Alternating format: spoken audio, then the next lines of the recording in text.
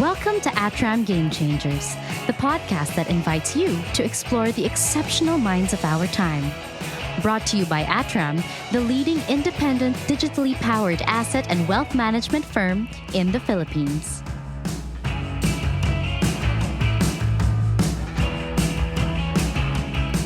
Welcome to ATRAM Game Changers podcast.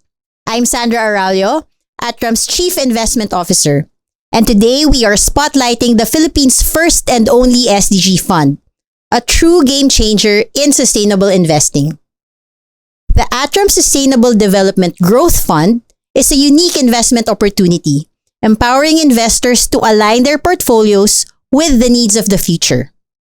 This fund revolutionizes the Philippine market by focusing on competitive returns while finding solutions to societal and environmental issues through SDG-driven investments. Leading this charge are Jomar, ATRAM's Head of Investments Research, and McKenzie, our Sustainability Associate. They are the driving force behind making SDG investing not only accessible, but impactful in the Philippines. So, let's dive in. Hi guys, welcome. So, I guess let's start with, the most obvious question. What does SDG stand for? And why did we think of coming up with this kind of unique fund in the first place?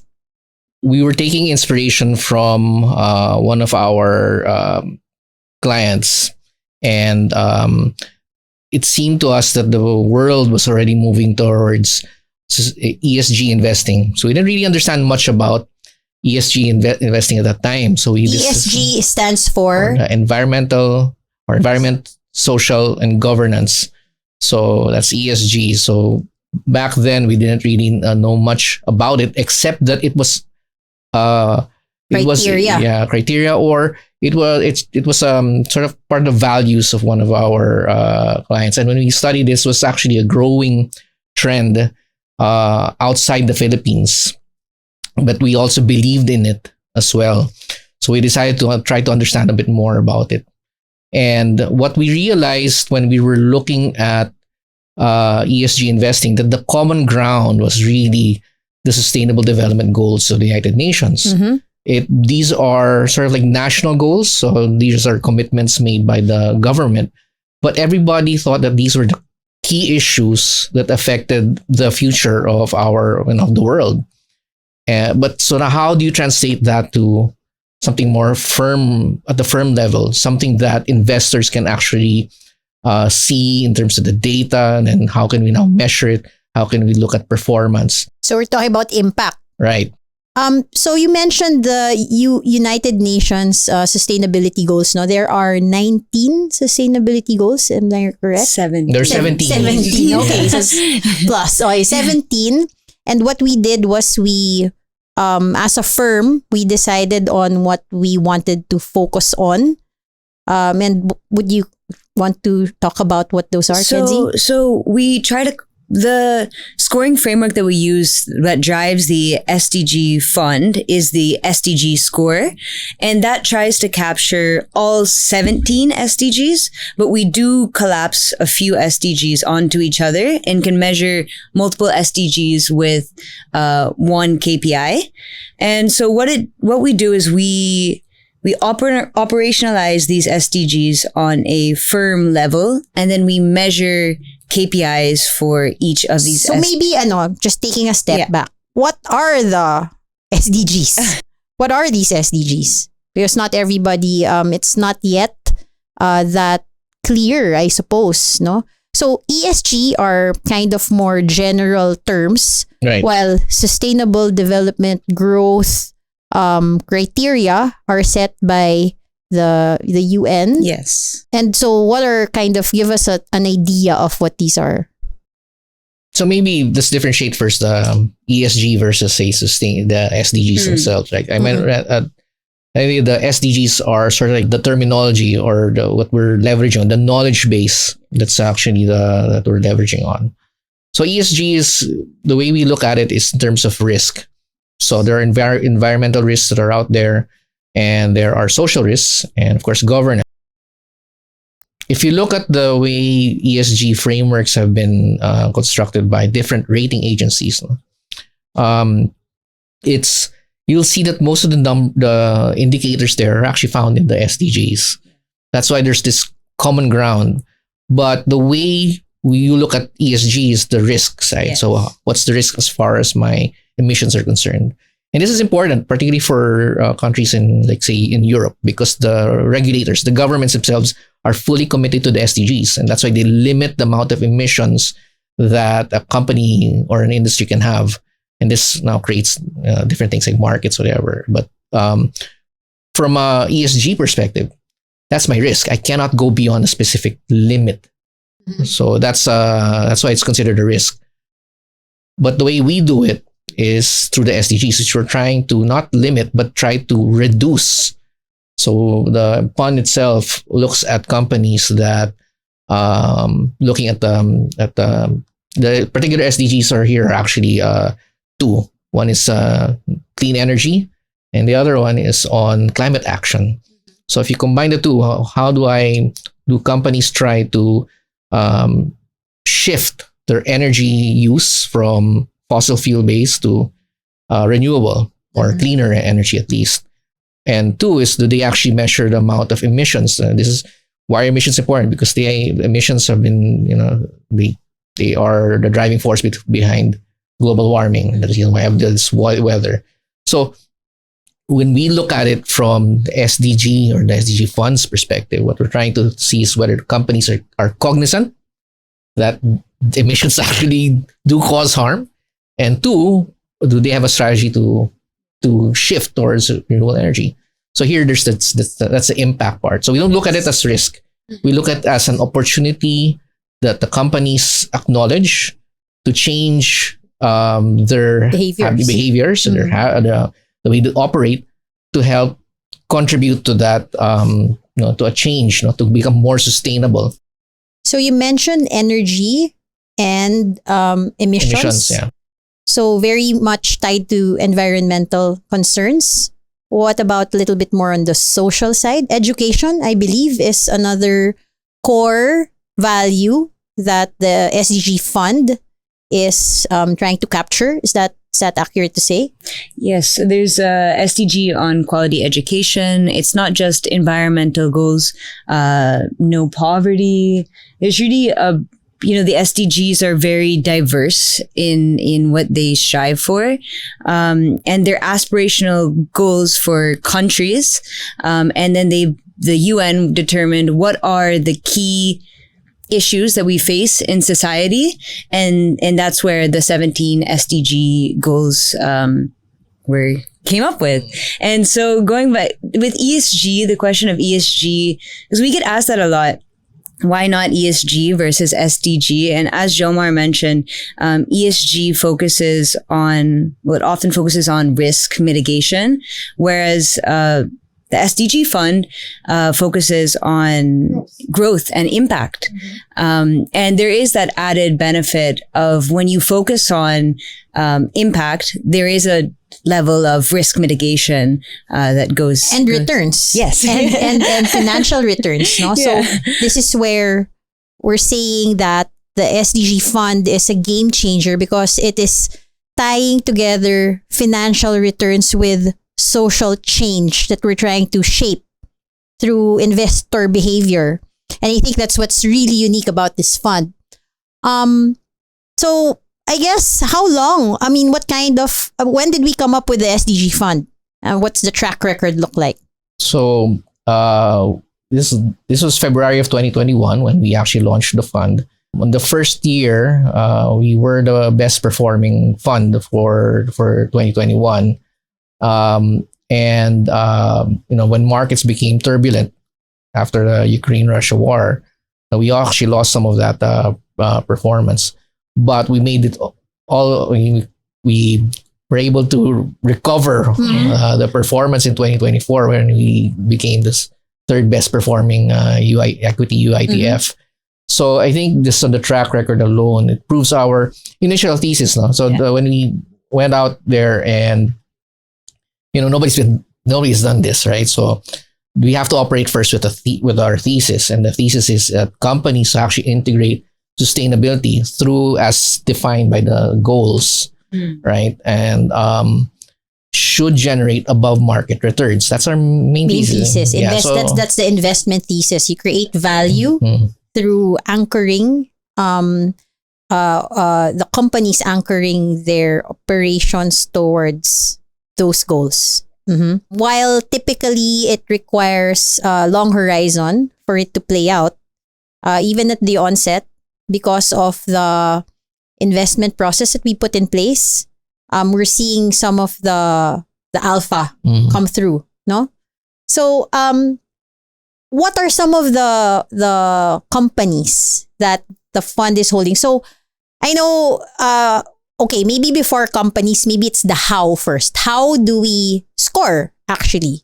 Can you give me let's give our audience a little bit of a flavor of the work that goes through evaluating companies with an SDG lens versus how investment firms traditionally do it, looking at the fundamentals or other drivers. What's that extra layer? So the SDG fund is driven by what we call the S score, which is the SDG score, which is we measure certain KPIs that have been operationalized on a firm level, and we look at three things. First is operations. Second is the policies within the organization. And then we also look at the CSR or the external activities. And that SDG score or the S score will determine the companies that get selected to be in the fund. Okay. That said, we do have exclusions. For example, consistent negative ROE, as well as that's return on equity. Yes, yes, and then also coal production and extensive coal usage. And then once we have this S score, we do also take into account some other financial data, and we run a machine learning algorithm, and that will determine the weighting within the fund. So the S score or the SDG score is really, the bedrock of the fund, and it is what drives the fund. Yeah. So a lot of work goes into it, basically. But there is structure. Yes. And there is also meat behind being able to say that we're running an SDG fund. It's not all about ideals or pronouncements. We're actually walking the talk. Speaking of walking the talk, before I go into your favorite high SDG scoring companies, how do we apply those same criteria to ATRAM as an organization? Yeah. So this is where created a framework first, and studying what everybody else does, and we start first with data. So data is very important. I mean, as you mentioned, the meat. So anything that we're doing, the score really comes from data. So what we do here for ATRAM is actually measure also our data. Now, not all of that data. I mean, it does take a lot of work, and we're doing it slowly. But we're measuring our emissions, we're measuring our energy consumption, our water, and more particular, much more material to us, our waste. ATRAM is actually small compared to the entire globe. We're probably just like a minuscule, infinitesimal but it always starts with doing what you can. Exactly. Right? So that's exactly what we're saying, that even in our small way, we have to change our behavior. Yeah. And with the data that we have, this is what we can do. Yeah. Right. So we apply to ourselves the same standard that we apply on the corporates that we look at. So now why don't we go to your favorite high scoring SDG funds? I guess I'll start. Yeah, so for me, one of the key sustainability issues that the Philippines face is plastic. So we're the biggest waste No. the Philippines. Sorry. In terms of ocean, Waste expelled into the oceans. We're water waste, number one. Number one. The Yeah. Pasig River is by far number one in terms of waste expelled into the ocean, specifically plastic waste. So I really appreciate seeing initiatives by companies that focus on net zero plastic. Like? CNPF has a net zero plastic goal through plastic credit exchanges, as well as committing to recycling a certain amount of the waste produced. And then you also see other initiatives by other consumer companies. For example, Monde has an initiative to focus on mono materials, which makes it easier for the products to be recycled. So yeah, that's for me. Nice. Those are top of mind. Top of mind. I think it's because I think plastic is such a big issue that I get really excited to see companies committing to decreasing plastic or What about, I guess, sectors? Any specifics? I mean, looking at it naman with the lens of, through the lens of each sector, any standouts as far as SDG scoring is concerned? Yeah. So on what you've noticed, we've been doing this for 4 years. Our database has been increasing. And what you've noticed is that the integration of sustainability is the biggest jump really is coming from the banking sector. And it's kind of understandable because the BSP has already released its sustainable finance framework, and they've been actually encouraging investors to move towards more sustainable sort of securities. So, a lot of it happened. And the banks have responded by instituting more of the data collection. So you've seen that rise from many of the banks. And the sustainability reports that they actually submit to the SEC have become more robust. So I think that has been big change. And that's the reason why for this particular cycle of our portfolio, we've seen more banks have more weight to them. So who would you say is the leader in sustainable banking? Well, our highest is actually with BPI. They've done their homework as far as that's concerned.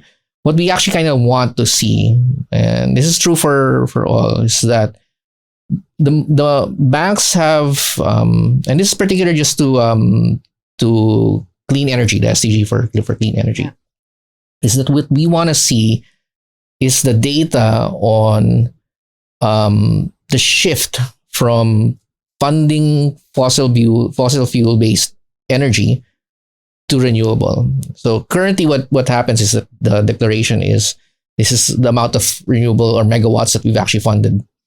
But what we want to see is that, okay, the target, banks are committed to reducing the funding for fossil fuel based energy projects.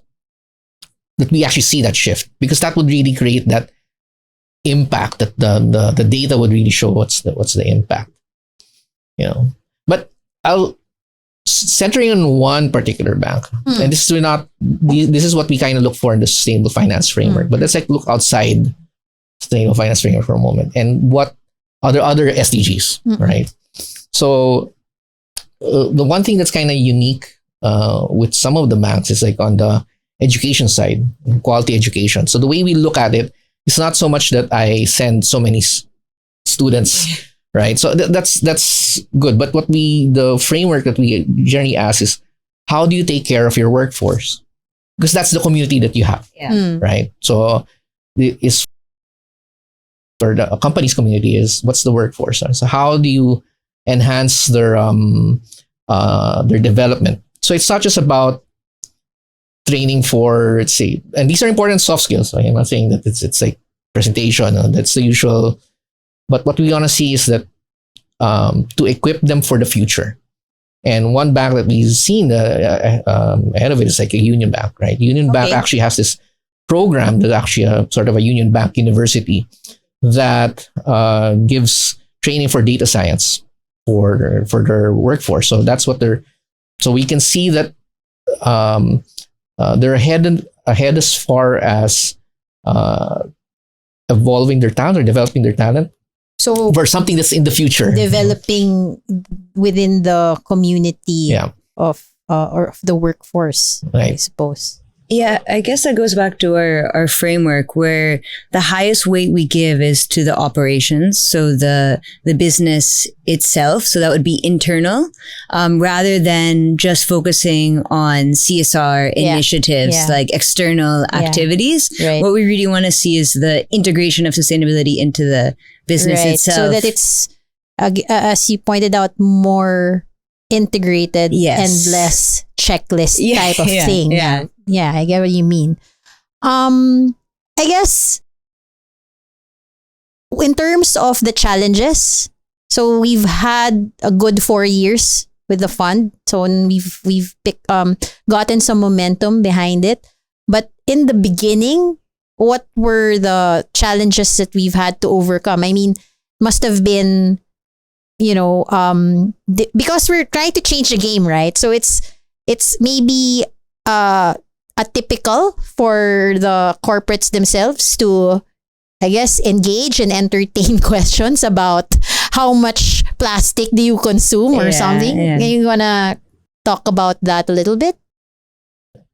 Well, I think the first challenge that we saw is data. So I'll go back to data. Yeah. It's, companies are, whenever you submit your financial statements to the SEC,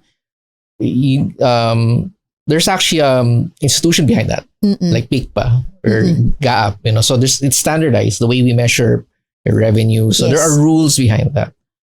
But as far as SDG is concerned, or your sustainability outcomes or these indicators, the way we measure, not yet standardized. We're moving towards that direction. Yes, but it's not yet standardized. Yeah, actually, I learned the term greenwashing. Yes. So that's actually one of the things that kind of we have to watch out for. Yes. And I think another thing to highlight is that, especially for a market like the Philippines, while SDG investing is already something developed countries and global investors are have been doing for some time, it's difficult to just implement whatever is being done overseas because, as you pointed out, data is at best spotty, and we really have to validate the data that we're being given by the corporates. Right. So so sometimes the data, you have to entrust somebody to actually get the data, and then to understand what emissions are, like what are the units, right, for that. You need to train people. So larger companies would have been employing bigger teams for sustainability sort of department or sub team, and that helps because they understand, and this is the reality, that if you want to secure foreign capital market, foreign investments, ESG and sustainability are part of that checklist for them. Part of the criteria. Yeah. Actually, I think also the objective as an investment management firm is to, we're the ones managing money, and we want to influence and direct where it might go to. And by telling these corporates that, okay, hey, we have this specific fund that is looking at these SDG criteria, and this is how you get into the fund, then there is more motivation for the corporate to behave towards that direction. I mean, it's just these commitments are already in place, and it's a matter of execution, and we're doing our part through the fund to help steer things towards that direction, right? Yep. Yeah. And that's one of the objectives of the fund, which is to motivate businesses to allocate capital to integrating SDGs.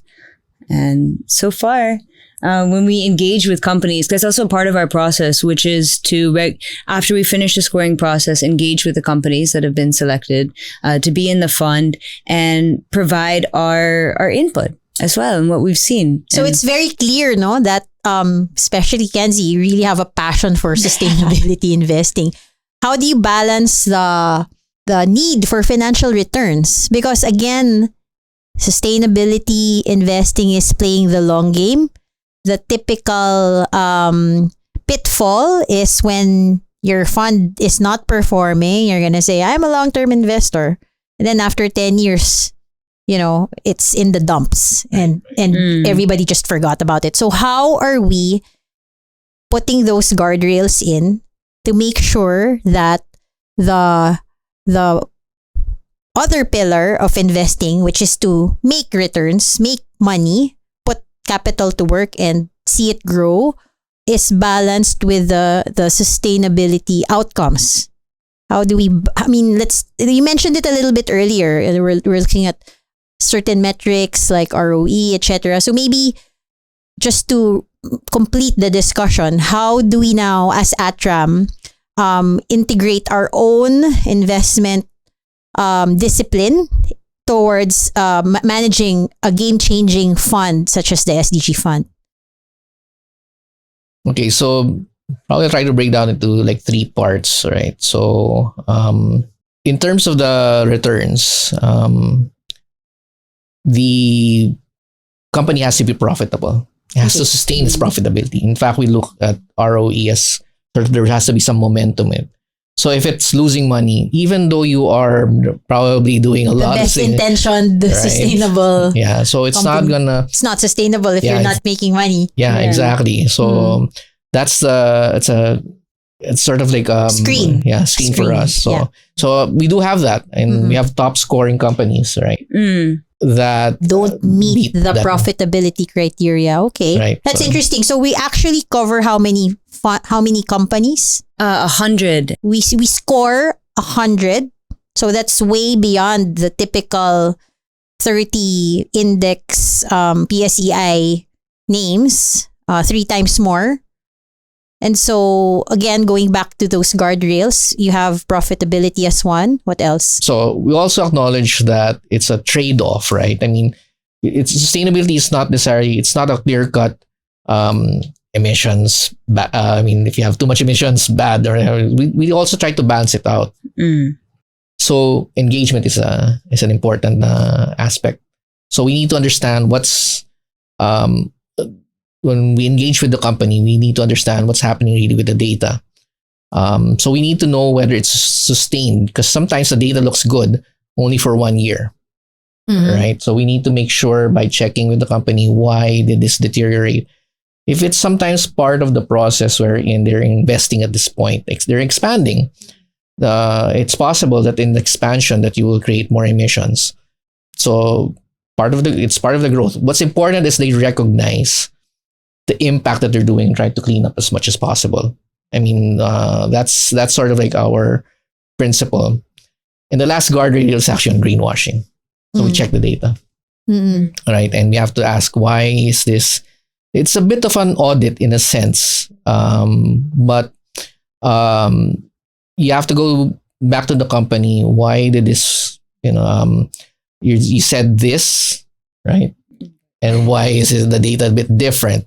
So this is where we try to reconcile some of the messaging that's out there, and audit. I guess there's this how do you say, there's built-in kind of checking of the data, right? You can say there's also CROSA. I mean, you have to understand that sustainability, there's 17 of them, right? And even though we've compacted for some of them, the point is it's a portfolio, right? Of I guess levers that you can do, try to be sustainable. And sometimes because the thrust is materiality, right? So they only focus on one lever. Sometimes one of the other levers is forgotten, and that's where sort of like the potential for greenwashing, or at least a risk of being accused, can happen. So that's why part of the engagement process to say that you might be forgetting this particular lever, Right. right? And encouraging that they don't forget about it because we try to look at it broad. Holistically. Yeah. So you mentioned we cover 100 or we give S scores for 100 names. How many actually make it to the fund? 20. 20. So kind of a big, very strict criteria in terms of, and I suppose so a little bit of a technical term, but it's a high tracking error relative to the benchmark. So we are not managing it against the PSEI, but we are aware of what's happening with the PSEI. So I guess that's another element or another feature that really makes this a game changer as a fund, for the Philippine market. So what drives you personally, each of you, towards this this exercise, or what are some personal motivators or drivers for you to really, I mean, this is a baby, right? It's like now a toddler. So it's 4 years old. But when it was a baby, I know how much work it required for us to get it off the ground and get it walking, to get it for people to give it some attention. And now it has, but there's still a lot of work to do. So how do you keep yourselves motivated? So I can start. So I came into this I came from a development studies background. So I had a passion for sustainability, and I found this project to be very inspiring and unique. And I thought it was really exciting to be part of something or a part of the industry that was still developing and was new. And I thought that, I was thinking about because I had a passion for sustainability and I knew I wanted to make an impact. And I thought about where to go in terms of which sector. And I thought that sustainable finance and sustainable investing was a really effective way to make a positive impact in terms of providing investors a product to still be able to invest, but with a sustainability overlay, as well as to motivate businesses, which drives a lot of the sustainability challenges that we face, to motivate them to allocate capital towards sustainability. But it is still a small pocket in terms of in the industry, but it's really exciting to see it grow and to be part of, I guess, some of the pioneers in the Philippines in starting the sustainable and ESG and SDG fund movement. So that's a very perspective from a young person. Great, no? Great. Good energy. What about wisdom from more seasoned investor? So I always tell other guys, I'm Generation X. So Generation X, we were first the term wasn't really climate change. It was actually global warming. Right? So that was the original. That was the original thought, right? I remember that. Right? So, but then they realized, it's not. It's a systematic problem, right? So I guess the point there is that as Gen X, when you go to school, they usually teach you profit maximization. And you realize that that's not going to cut it out for the long term, right? But there's no framework really to incorporate. The balance sheet is really it's a monetary number, right? And with the data, which actually kind of was what excited me, is now you can measure that. And we can add another layer of analysis, a more total return. I mean, look at the return. It's not just about financial return, but also from a perspective of human capital. So now we actually we can measure human capital. What's the return for human capital, for natural capital, which is true for other, for natural capital, assuming you are a real estate company, right? The natural capital is actually the land. Yeah. Right. The ocean, if you're CNPF, which is fish, the tuna, no? So they're into food. Their main business is tuna, no? The products. But the natural capital is in the ocean, right? So this is our so how do you make this generated? So a very fascinating way to move analysis. Yeah. And when we evaluate the fund, we obviously look at returns, but we also look at the impact component of our fund. So we measure how the SDG fund does in terms of emissions compared to like a benchmark. And we do a lot of data. Yeah, we have the data to back up to show that this fund walks the talk. Right. Not just in terms of returns, but in terms of having what's actually driving the returns. Yeah. So, I guess for the listeners interested in getting involved in impact investing, what advice would you give them, and how can they start aligning their portfolios to the SDG goals? How do you align? Buy the fund. We're making it easy already for investors, right? Yeah. So how do you send a message to the firms? Because at the end of the day, the most powerful force, apart from the government, of course, the government itself has its own, it's committed to the national goal, to the SDGs themselves. Yes. But the second most powerful force is really the private or the private sector, right? Which controls the capital. So here's where it empowers investors to send that message that, we want companies that integrate sustainability into their operations, right? And we want to manage also greenwashing, these risks that come with sustainable investing. So here we offer our framework factors in it. It's still an evolving fund, and because we're also learning again. Baby, even toddlers have to. Although you watch them, teenage years. Yeah. All right, there you have it. We've reached the end of our podcast episode. A lot to digest. Thank you, guys. I enjoyed our conversation. If you're, thank you, Kenzie. Thank you, Jomar, for sharing with us today your insights and how the journey has been so far as the Sustainable Development Growth Fund that we've launched 4 years ago. If you're ready to start your own journey in sustainable investing, the ATRAM SDG Fund might just be the perfect place to begin. Until next time, let's continue to invest in a better, more sustainable future. If you found this episode helpful, be sure to share it with your friends and colleagues. You can find ATRAM Game Changers podcast on Spotify, Apple Podcast, and YouTube. Don't forget to subscribe so you never miss an episode. We'll see you again soon with more insights from game-changing leaders. Thank you and see you on the next episode.